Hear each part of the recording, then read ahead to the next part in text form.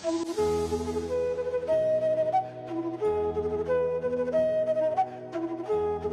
7, the Garden of Gratitude. Namaste and welcome back, dear listener, to Learning English through Krishna philosophy, where every word blossoms like a lotus, and every story teaches the language of the soul.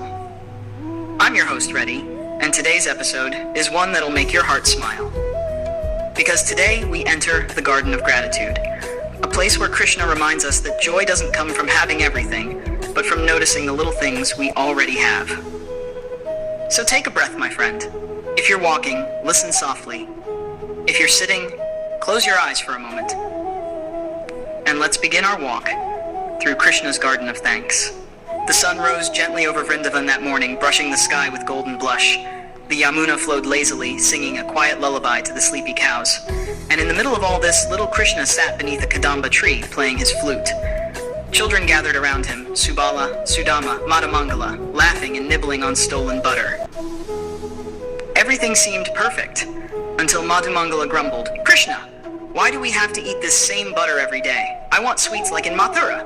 Krishna chuckled softly. He took a bit of butter, rolled it into a ball, and said, "Then, my friend, let's thank the cow first. Without her, even this butter wouldn't exist." Madhamangala blinked. "Thank the cow?"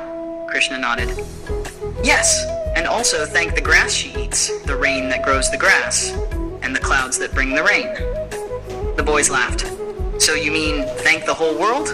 Krishna smiled. "Exactly, because when you thank the world thanks you back." They followed him through the fields, and Krishna pointed to everything. The trees that gave shade, the river that gave water, the flute that gave music. He said, "Oh, see, friends, every joy you feel is borrowed from something else. So never forget to return it, as gratitude." Sudama asked softly, "But Krishna, what if we lose something? How can we be thankful then?" Krishna's eyes sparkled. "Then thank life for the lesson. Gratitude is not only for gifts, but also for growth." And that evening, as the sun sank, the boys offered their butter to Krishna. But Krishna shared it back with them, saying, "The sweetest thing isn't butter, it's a heart full of thanks." The laughter of the boys echoed into the night, and Vrindavan seemed to bloom brighter, as if even the flowers had heard and smiled. Now let's travel from the sacred soil of Vrindavan to the buzzing world of today. Meet Anya, a 21-year-old student living in a city full of noise, deadlines, classes, Wi-Fi passwords, and dreams. Her life was packed, but her heart felt empty. Every morning, she scrolled through her phone, comparing her life to others. Everyone seemed happier, prettier, richer. One day, exhausted and tearful, she whispered, "Why does life feel so unfair, Krishna? What do I even have to be thankful for?" That night, she dreamt. And in that dream, she found herself standing beside a beautiful blue river. Peacocks danced nearby, and a young boy with a flute turned to her, smiling. "Anya," he said softly, "you've been looking at what's missing. Let me show you what's present." With one wave of his hand, scenes appeared.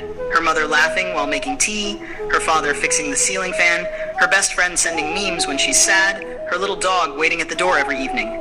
Anya gasped. "I never noticed how blessed I already am," Krishna said. "When you forget to thank, your world shrinks. But when you remember gratitude, everything expands." When she woke up the next morning, her phone pinged with messages again. But this time, she smiled. She texted her mom, "I love you." She helped her neighbor carry groceries. She sat under a tree between classes and whispered, "Thank you." And slowly, the city around her didn't feel so noisy anymore. It felt alive. The next week, she started a gratitude journal. Each night, she wrote 3 things she was thankful for. Some days it was big. I passed my exam. Some days small. My tea didn't spill. But every page made her world lighter, brighter, softer. And maybe, just maybe, Krishna's flute still played softly in her heart, reminding her gratitude turns ordinary days into blessings.